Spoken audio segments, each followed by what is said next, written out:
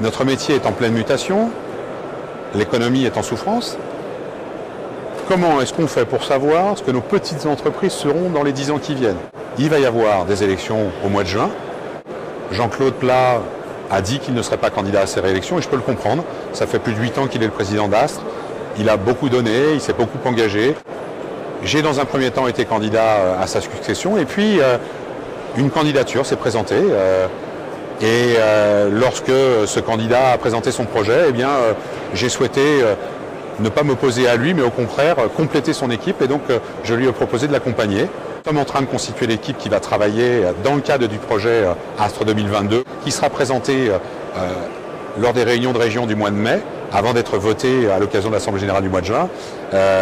Et nous aurons 6 thèmes majeurs qui définiront la nouvelle stratégie du groupement. Le premier de ces thèmes sera un thème qu'on connaît bien, la partie administrative, juridique, éthique, et dans laquelle on inclura l'environnement. On aura un volet, bien évidemment, développement commercial. Nous aurons un volet communication. Nous aurons un volet nouveau qui sera probablement la création d'une académie Astre dans le courant de l'exercice 2015. Aujourd'hui, eh bien, nous avons l'intention de créer notre propre signature astrienne et de rejoindre les grands groupes qui ont créé leur académie de formation, soit à travers un parcours d'intégration des nouveaux entrants, soit à travers un programme de formation continue qui viendra compléter l'activité quotidienne de nos forces vives, exploitants, affréteurs, conducteurs, tout ce que nos entreprises comptent de salariés. Et puis nous aurons un volet finance, parce que la finance est aussi au cœur de nos préoccupations. S'occuper de la santé financière de ses clients est une chose, se préoccuper de la santé financière de nos membres en est une autre. Nous avons, depuis 1 an et demi, développé un outil que nous appelons Astrofinance, qui a 2 objectifs. Le premier est de nous surveiller nous-mêmes et d'être capable de savoir comment nous nous situons les uns par rapport aux autres. Le deuxième objectif d'Astrofinance, c'est un observatoire de gestion.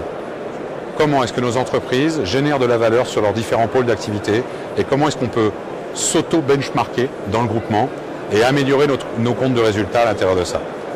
Et puis le dernier volet, c'est le volet assurance qui est au cœur de nos préoccupations aussi. On a créé Astre Assurance il y a maintenant 3 ans en arrière. Ça se développe à petits pas, mais ça continue à se développer. On a pas mal de travail pour les années qui viennent. C'est un nouveau départ, sans oublier ce qui a été fait jusqu'à maintenant. L'Alliance est intervenue dans un contexte difficile.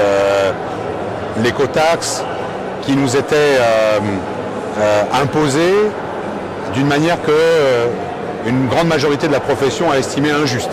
Faire peser sur des transporteurs dont les comptes d'exploitation étaient déjà en difficulté la charge de percevoir l'impôt et ensuite de s'expliquer avec ses clients pour s'en exonérer, c'était faire peser une charge sur nos entreprises qu'on n'avait pas les moyens d'assumer.